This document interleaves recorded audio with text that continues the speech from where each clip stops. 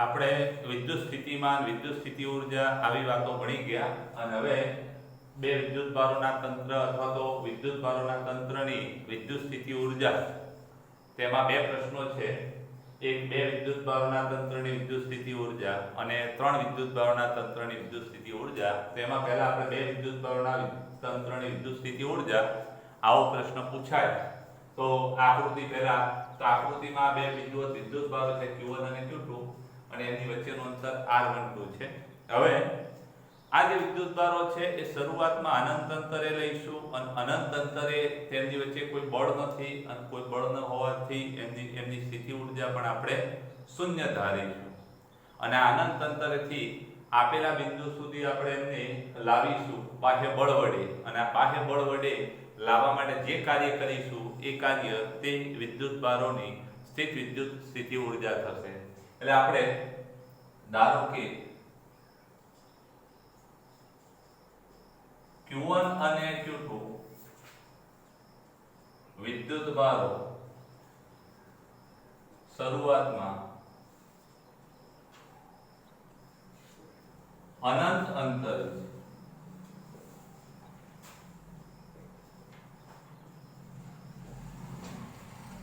હવે પહેલા આપણે Q1 ને લાવીએ તો Q1 વિદ્યુત ભારને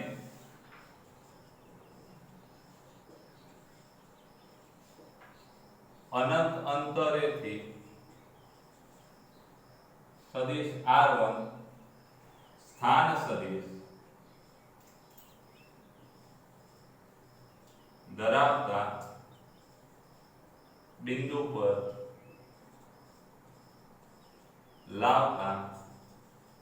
લાવવા બાહ્ય બળે અથવા બાહ્ય બળ વડે કરવું પડતું કાર્ય W1 0 થાય. ધ્યાન રાખજો જ્યારે આપણે પહેલા અનંત અંતરેથી એક Q1 વિદ્યુતભારને પકડીને લાવ્યા Q1 વિદ્યુતભાર R1 સ્થાને આવું માનો કે આપણે કાર્ટેશિયન નિયમ પદ્ધતિ સ્વીકારી લઈએ તો આવું થશે કે R1 સ્થાન સદિશ ધરાવતા બિંદુ પર આપણે Q1 વિદ્યુતભારને લાવ્યા. કોઈ ક્ષેત્ર છે જ નહીં, ક્ષેત્ર જ નથી તો ક્ષેત્ર વિરુદ્ધ કોઈ બળ નહીં લાગે. ક્ષેત્ર નથી, ક્ષેત્રના કારણે કોઈ બળ નહીં લાગે, કોઈ બળ ના લાગે તો આપણે કાર્ય કરવું પડતું, કાર્ય બાહ્ય બળ વડે કરવું પડતું કાર્ય પણ 0 થશે. હવે આ Q1 ને લાવતા કોઈ કાર્ય કરવું નહીં પડે. હવે આ Q1 ના લીધે તેની આજુબાજુના કોઈ બિંદુ P આગળ વિદ્યુત સ્થિતિમાન કેટલું, તો Q1 ના લીધે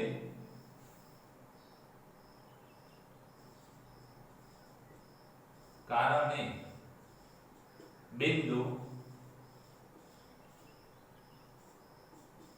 P પાસે વિદ્યુત સ્થિતિમાં V પહેલા વિદ્યુત ભાર કેટલું થાય કે K Q1 છેદમાં R1 P. જ્યાં R1 P એ શું છે તો જ્યાં R1 P Q1 થી P નું અંતર.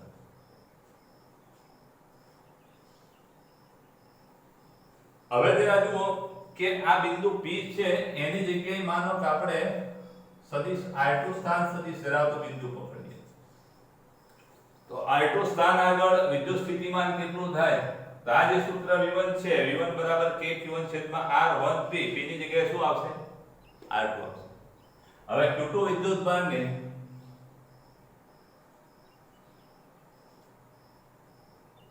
ભારને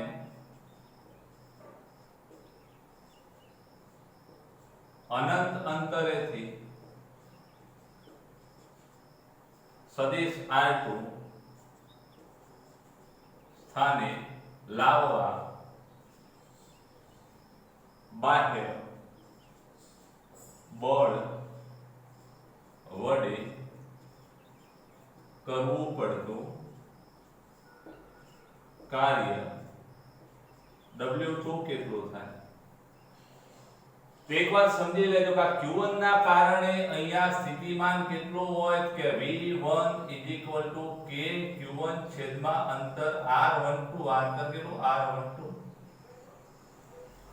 એટલે એકમ ધન વિદ્યુતભારને અનંત અંતરેથી આ બિંદુએ લાવવા માટે કરવું પડતું કાર્ય તે બિંદુના સ્થિતિમાન જેટલું થાય એટલે એકમ ધન વિદ્યુતભારને લાવવા V1 જેટલું કાર્ય કરવું પડે 2 એકમ વિદ્યુતભાર લાવવો હોય તો 2 V1 જેટલું 3 એકમ લાવવો હોય તો 3 V1 જેટલું ને Q2 લાવવો હોય તો Q2 V1 જેટલું એટલે કેટલું થશે કે Q2 અને ગુણ્યા Q1 ના કારણે વિદ્યુત સ્થિતિમાન V1 ધ્યાન રાખજો એકમ ધન વિદ્યુતભારને લાવવા માટે V1 જેટલું કાર્ય કરવું પડે તો Q2 વિદ્યુતભારને લાવવા અહીંયાથી આપણે +1 કુલમ લાવીએ તો આટલું કાર્ય કરવું પડે +1 ની જગ્યાએ +q કુલમ લાવીએ તો આ કાર્ય છે એ qV1 જેટલું થાય એટલે અહીંયા પણ q ગુણાશે ખ્યાલ આવ્યો q2 લાવેલા હોઈએ તો q2 થશે ક્લિયર અને માટે q2 V1 અને માટે આ કાર્ય W2 કેટલું થાય તો કે W2 V1 k q1 છેદમાં R1p k R1 હવે R1p કે R12 તો કે R12 into Q2 આપણે પાછળ ગુણી કાઢીએ આ લાવું સૂત્ર થશે આ બીજા વિદ્યુતભારને લાવવા માટે કાર્ય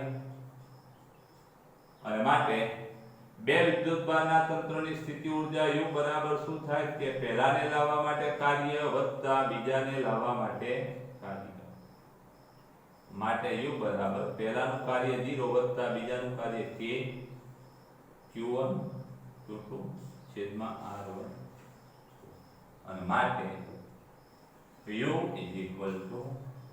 k Q1 Q2 છેદમાં R1 આ સૂત્ર બે વિદ્યુતભારોના તંત્રની સ્થિતિ ઊર્જાનું સૂત્ર છે આ કાર્ય જેટલી ઊર્જા છે એ સ્થિતિ ઊર્જા સ્વરૂપે સંગ્રહિત થાય એટલે આ કાર્ય જે બંને વિદ્યુતભારના આ કાર્ય જેટલી ઊર્જા છે એ સ્થિતિ ઊર્જા સ્વરૂપે સંગ્રહિત થાય અને માટે સ્થિતિ ઊર્જા U બરાબર બંને કાર્યોનો સરવાળો પહેલાનું કાર્ય કેટલું છે તે 0 છે બીજાનું કાર્ય આટલું છે આ પ્રશ્ન 2 માર્ક્સમાં પૂછાય તો તમારે લખી દેવાનો આ આકૃતિની કોઈ જરૂર નથી તમારે દોરવાની પણ નથી સ્ક્રીનશોટ લઈ લેજો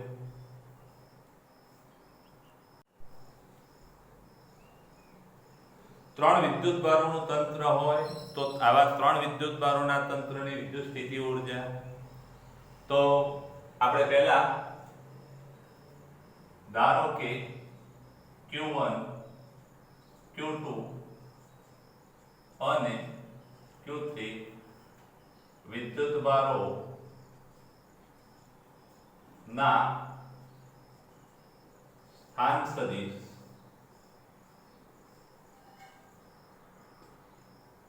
अनुक्रमे सदिश R1 सदिश R2 અને સદિશ R3 છે હવે આ ત્રણ વિદ્યુતભારોની સ્થિતિ ઊર્જા શોધવી છે આ તંત્રની વિદ્યુત સ્થિતિ ઊર્જા શોધવી છે આ માટે આપણે શું કરીશું તો એક એક વિદ્યુતભારોને આપણે આપેલા બિંદુએ લાવીશું તો સૌપ્રથમ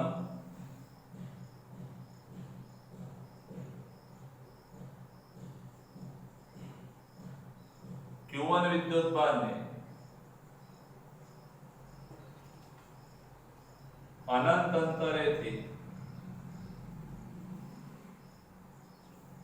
સદિશ R1 સ્થાને લાવતા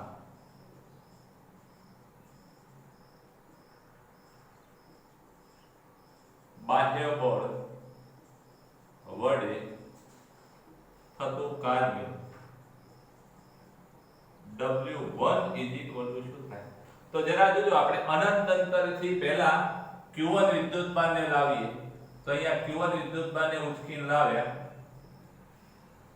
કોઈ ક્ષેત્ર છે જ નહીં તો કાર્ય કેવું 0 કોઈ ક્ષેત્ર જ નથી એટલે એને લાવવા માટેનું કાર્ય કેવું થશે? 0 થશે. પહેલાની જેમ જ આગળ આપણે ભણી ગયા બે વિદ્યુતભારોના તંત્ર માટે. હવે આપણે શું કરીએ કે આ W1 ના કારણે આ Q2 વિદ્યુતભારને લાવવાનો છે એટલે Q2 વિદ્યુતભારનો જે સ્થાન સદિશ છે સદિશ R2 અને આ Q1 થી એનું અંતર જે છે એ કેટલું કે R1 જરા જો 1 થી 2 નું અંતર કેટલું થાય?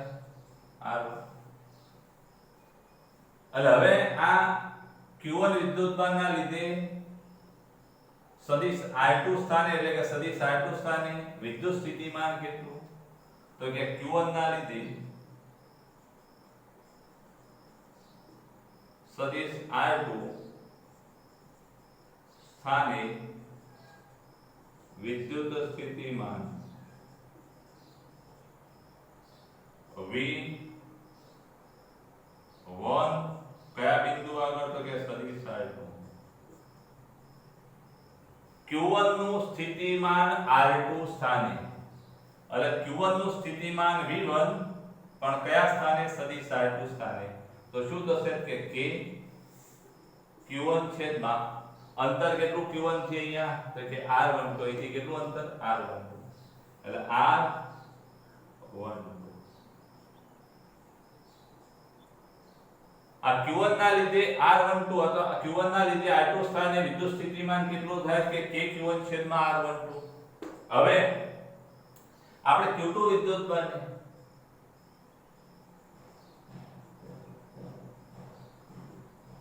સદિશ R2 સ્થાને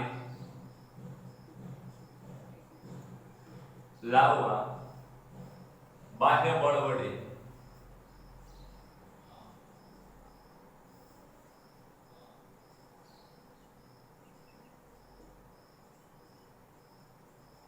કરવું પડતું કાર્ય કેટલું થાય કે W2 બીજાને લાવવા માટે? તો કે R2 સ્થાને Q2 ને લાવવા માટે કરવું પડતું કાર્ય બરાબર R2 સ્થાને વિદ્યુત સ્થિતિમાન ગુણ્યા વિદ્યુતભાર Q2 એટલે કે Q2 અને ગુણ્યા R2 સ્થાને વિદ્યુત સ્થિતિમાન કેટલું? V1 સદિશ R2 અને માટે કાર્ય W2 ચલો V1 સદિશ R2 કેટલા? સદિશ R2 સ્થાને Q1 નું સ્થિતિમાન K Q1 છેદમાં K Q1 છેદમાં R12 અને ઇન્ટુ V1 ઇન્ટુ Q2 આટલું કાર્ય થાય. સમીકરણ નંબર આપણું આ. ચલો Q2 ને લાવી દીધો આપણે. Q2 ને લાવ્યા કાર્ય બન્યું. હવે આ બંને વિદ્યુતભારોના કારણે કોઈ ત્રીજા સ્થાન આગળ વિદ્યુત સ્થિતિમાન શોધવું છે. Q1 થી આ અંતર કેટલું? આ 3 નંબરના વિદ્યુતભારનું સ્થાન છે એટલે R13 અને આ Q2 થી અંતર કેટલું? R23. આ ત્રીજા નંબરનું સ્થાન છે. હવે આ Q1 અને Q2 ના લીધે R3 સ્થાને વિદ્યુત સ્થિતિમાન કેટલું? તો Q1 અને Q2 ના લીધે સદિશ R3 સ્થાને વિદ્યુત સ્થિતિમાન કેટલું થાય? તો કે V કોનું સ્થિતિમાન? તો કે પહેલા અને બીજા બંને વિદ્યુતભારોનું સ્થિતિમાન. આ પહેલા અને બીજા બંને વિદ્યુતભારોનું વિદ્યુત સ્થિતિમાન કયા સ્થાને? તો કે સદિશ R3 સ્થાને. તો પહેલાનું સ્થિતિમાન કેટલું? તો કે K Q1 છેદમાં R13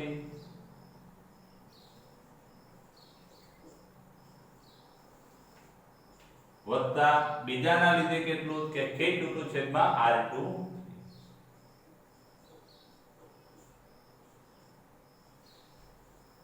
આ સમીકરણ નંબર આપણું આ છે. ખ્યાલ આવે? હવે આ જે સમીકરણ છે 4. હવે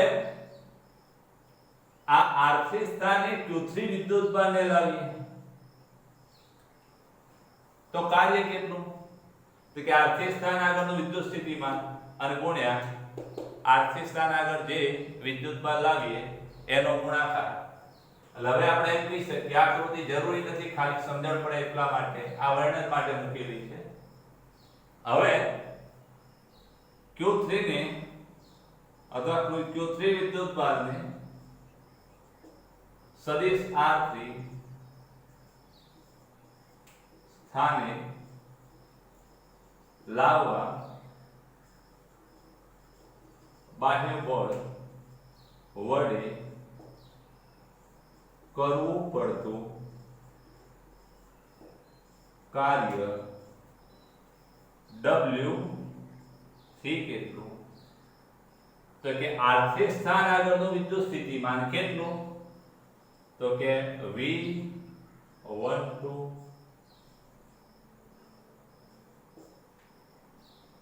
અને ગુણ્યા કયા વિદ્યુતભારને લાવ્યા છે કે Q3 ને, એટલે ગુણ્યા Q3 અને માટે W3 is equal to V13 એટલે કે KQ1 છેદમાં R13 વત્તા KQ2 છેદમાં K વત્તા K છેદમાં R23 અને ગુણ્યા Q3.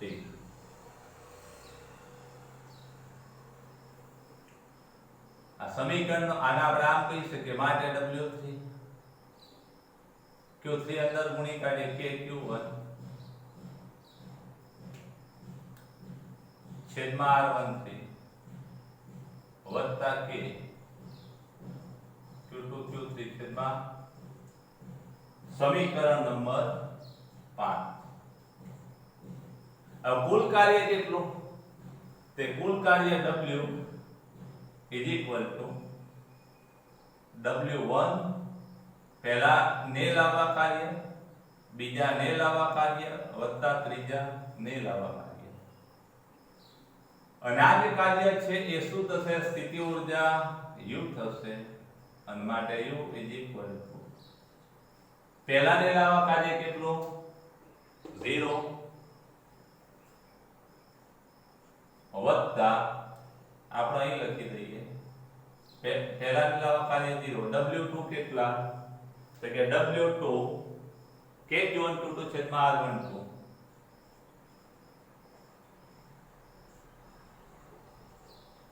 વત્તા W3 K Q1Q3 છેદમાં R13 અને વત્તા K Q2Q3 છેદમાં R23. એમાં 0 છે, 0 ને આપણે સરવાળામાં લખતા નથી એટલે આપણી જે સ્થિતિ ઊર્જા છે ત્રણ વિદ્યુતભારોના તંત્રની એનું સૂત્ર આ થશે અને આ જે સમીકરણ થયું એને આપણે 6 કહીએ. ધ્યાન રાખજો, ત્રણ વિદ્યુતભારોની સ્થિર વિદ્યુત સ્થિતિ ઊર્જા પૂછાય તો તમારે આ આકૃતિ દોરી કાઢવાની અને આ આકૃતિ દોરી અને આ પ્રશ્ન તમારે લખી દેવાનો, સ્ક્રીનશોટ લઈ લેજો.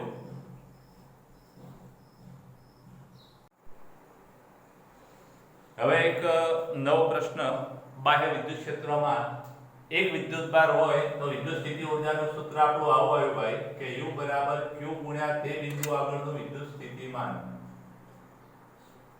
એક વિદ્યુતભાર વિદ્યુત ક્ષેત્રમાં મૂકવામાં આવે તો હવે બે વિદ્યુતભારો વિદ્યુત ક્ષેત્રમાં મૂકવામાં આવે તો એમની સ્થિતિ ઊર્જા કેટલી હોય?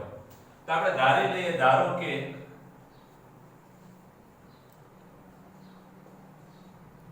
બાહ્ય વિદ્યુત ક્ષેત્ર સદિશ E માં સદિશ R1 અને સદિશ R2 સ્થાન સદિશ ધરાવતા બિંદુઓએ Q1 અને Q2 વિદ્યુતભારની વિદ્યુત સ્થિતિ ઊર્જા શોધવી છે. આ માટે આપણે શું કરીશું? કાર્બન સ્થાન આગળ વિદ્યુત સ્થિતિમાન વિદ્યુત ક્ષેત્રના કારણે હશે. આ વિદ્યુત ક્ષેત્રના કારણે R1 આગળ વિદ્યુત સ્થિતિમાન હશે. ધારો કે સદિશ R1 સ્થાને વિદ્યુત ક્ષેત્રના લીધે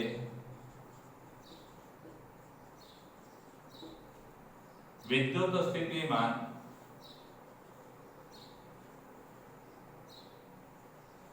V કૌંસમાં સદિશ R1 છે. માટે Q1 વિદ્યુતભારને અનંત અંતરેથી R1 સુધી લાવવા માટે કરવું પડતું કાર્ય એટલે કે Q1 વિદ્યુતભારની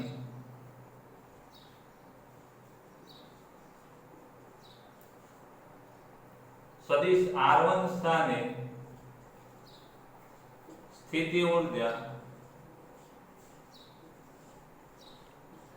વિદ્યુત સ્થિતિ ઊર્જા U1 અથવા આપણે એમ પણ કહી શકીએ કાર્ય પણ લઈ શકીએ આને કે Q1 વિદ્યુતભારને અનંત અંતરેથી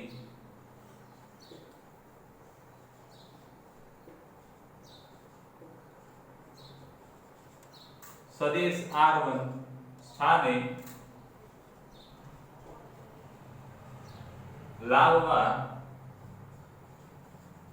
બાહ્ય બળ વડે કરવું પડતું કાર્ય W1 કેટલું થાય?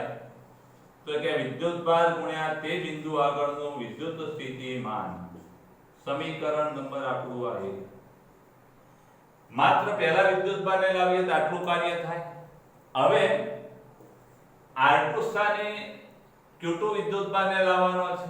તો કે R2 સ્થાને Q2 વિદ્યુતભારને લાવવા માટે કરવું પડતું કાર્ય તો પહેલા તો R2 સ્થાને સ્થિતિમાન શોધવું પડશે. તો કે સદિશ R2 સ્થાને વિદ્યુત સ્થિતિમાન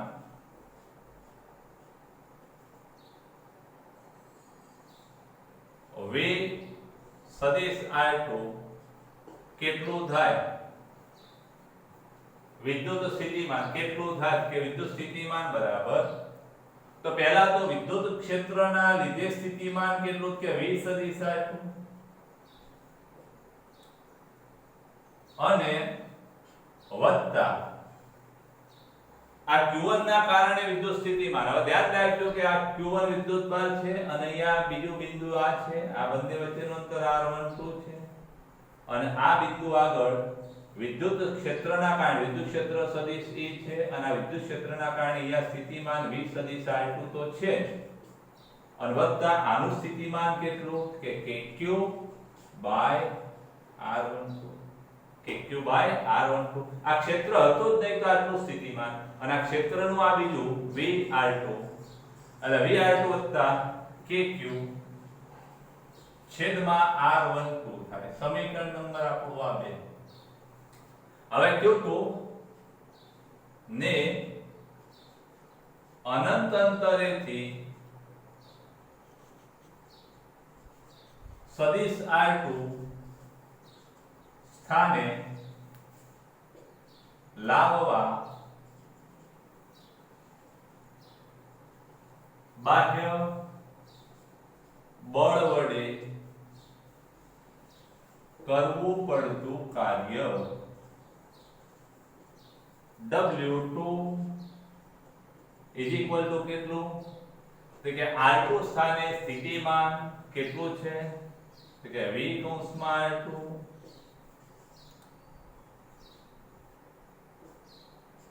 વત્તા K Q1 છેદમાં R12 ગુણ્યા કયા વિદ્યુતભારને લાવવાનો છે? તો કે Q2 ની. આકૃતિ જરૂરી નથી એટલે આપણે કાઢી લઈએ. સમીકરણ આપણે આને છૂટા પાડીએ તો Q2 ગુણ્યા V સદિશ R2 અને વત્તા K Q1 Q2 છેદમાં r12 સમીકરણ નંબર 3 અને માટે બાહ્ય વિદ્યુત ક્ષેત્રમાં બંને વિદ્યુતભારોની વિદ્યુત સ્થિતિ ઊર્જા U બરાબર શું થાય તો કે વિદ્યુત સ્થિતિ ઊર્જા વિદ્યુત ક્ષેત્રમાં બંને વિદ્યુતભારોની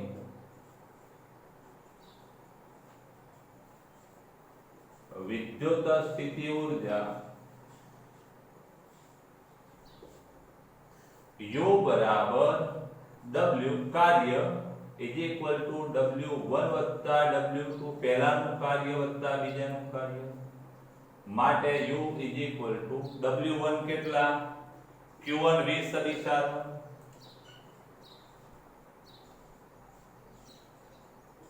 અને વત્તા W2 કેટલા તો કે Q2 20 સદિશ R2 અને વત્તા કે Q1 Q2 છેદમાં R12 આવું સૂત્ર થશે એટલે કે બે વિદ્યુતભારોની સ્થિતિ ઊર્જા અને વત્તા વિદ્યુત ક્ષેત્રના કારણે બંનેની સ્થિતિ ઊર્જા આનો સરવાળો આ સમીકરણ નંબર આપણું આ 4 છે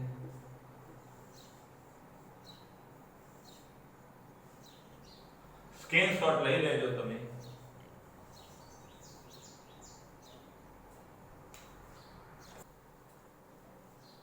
એક આગળનો મુદ્દો આપણે વાત એવી ભણ્યા કે જ્યારે કોઈ વિદ્યુતભારોનું તંત્ર હોય ત્યારે વિદ્યુત સ્થિતિ ઊર્જા એટલે શું તો કે વિદ્યુતભારોના તંત્રમાં વિદ્યુતભારોને અનંત અંતરેથી આપેલા બિંદુ સુધી લાવવા માટે બાહ્ય બળ વડે પ્રવેગ રહિત ગતિ કરાવી અને જે કાર્ય કરવું પડે એ કાર્ય એ તે વિદ્યુતભારોના તંત્રની વિદ્યુત સ્થિતિ ઊર્જા કહેવાય હવે એક આગળનો મુદ્દો કે માનો કે બાહ્ય વિદ્યુત ક્ષેત્ર હોય અને આવા કોઈ બાહ્ય ક્ષેત્રમાં અથવા બાહ્ય વિદ્યુત ક્ષેત્રમાં કોઈ વિદ્યુતભારની સ્થિતિ ઊર્જા એટલે શું તો પહેલા તો આપણે એવું ભણી ગયા કે એકમ ધન વિદ્યુતભારને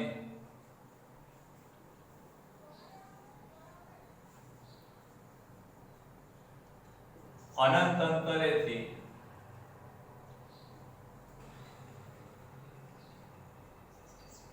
ક્ષેત્રમાં અથવા તો વિદ્યુત ક્ષેત્રમાં આપેલા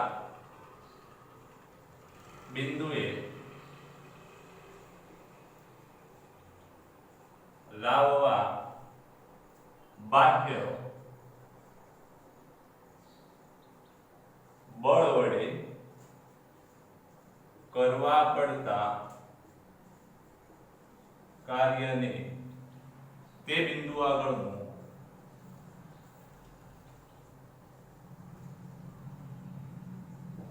વિદ્યુત સ્થિતિમાન V કહે છે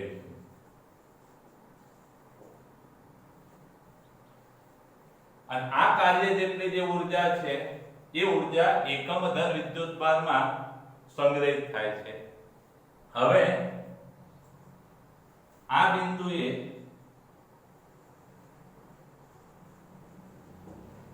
ક્યુ વિદ્યુતભારને અનંત અંતરેથી લાવી અથવા લાવતા કરવું પડતું કાર્ય કેટલું થાય તો કે એ કાર્ય W બરાબર એકમ ધન વિદ્યુતભાર માટે કાર્ય ગુણ્યા વિદ્યુતભારનું મૂલ્ય એકમ ધન વિદ્યુતભારમાં V તો 2 એકમમાં 2 V Q એકમમાં Q ગુણ્યા V આટલું કાર્ય કરવું પડે હવે ધારો કે કોઈ આ સ્થાન સદિશ વાળો વિદ્યુત ક્ષેત્રમાં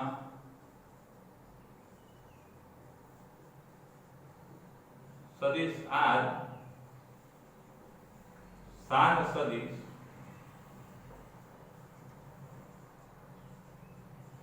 ધરાવતા બિંદુએ ક્યુ વિદ્યુતભારની વિદ્યુત સ્થિતિ ઊર્જા કેટલી થાય તો કે આ જે કાર્યજન્ય ઊર્જા છે એ વિદ્યુતભારની સ્થિતિ ઊર્જા થશે અને માટે એ સ્થિતિ ઊર્જા કેટલી તો કે U બરાબર કરવું પડતું કાર્ય = Q કયા બિંદુ આગળ તો કે સદિશ R સ્થાન આગળ જ્યાં V સદિશ R એ આ સ્થાન આગળનું વિદ્યુત સ્થિતિમાન છે આ જ સૂત્ર છે પણ R સ્થાન આગળ માટે અહીંયા R ના વિધેય સ્વરૂપે V ને દર્શાવેલ છે તો આટલી સ્થિતિ ઊર્જા થાય સમીકરણ નંબર 2 એટલે એનો મતલબ એ થાય કે કોઈ પણ બિંદુ આગળ કયો વિદ્યુતભારની વિદ્યુત સ્થિતિ ઊર્જા અથવા કોઈ વિદ્યુતભારની વિદ્યુત સ્થિતિ ઊર્જા એટલે કે તે વિદ્યુતભારનું મૂલ્ય ગુણ્યા તે બિંદુ આગળ વિદ્યુત સ્થિતિમાનનું મૂલ્ય. પછી એક બીજી વાત કે ઇલેક્ટ્રોન વોલ્ટ કોને કહેવાય તો અહીંયા ખાસ ધ્યાન રાખજો કે ઇલેક્ટ્રોનને 1 વોલ્ટના સ્થિતિમાનના તફાવત હેઠળથી પસાર કરતા તેની ઊર્જામાં થતો ફેરફાર ઇલેક્ટ્રોનને 1 વોલ્ટના વિદ્યુત સ્થિતિમાનના તફાવત માંથી અથવા તો હેઠળથી પસાર થતા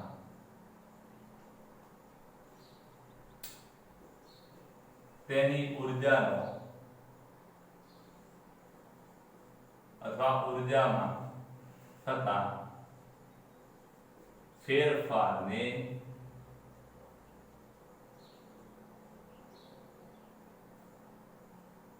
એક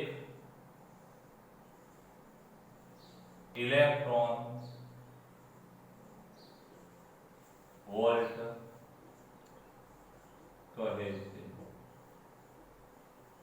હવે એનો મતલબ એ થાય કે આ જે ઊર્જા છે U વિદ્યુતભાર ગુણ્યા વિદ્યુત સ્થિતિમાન.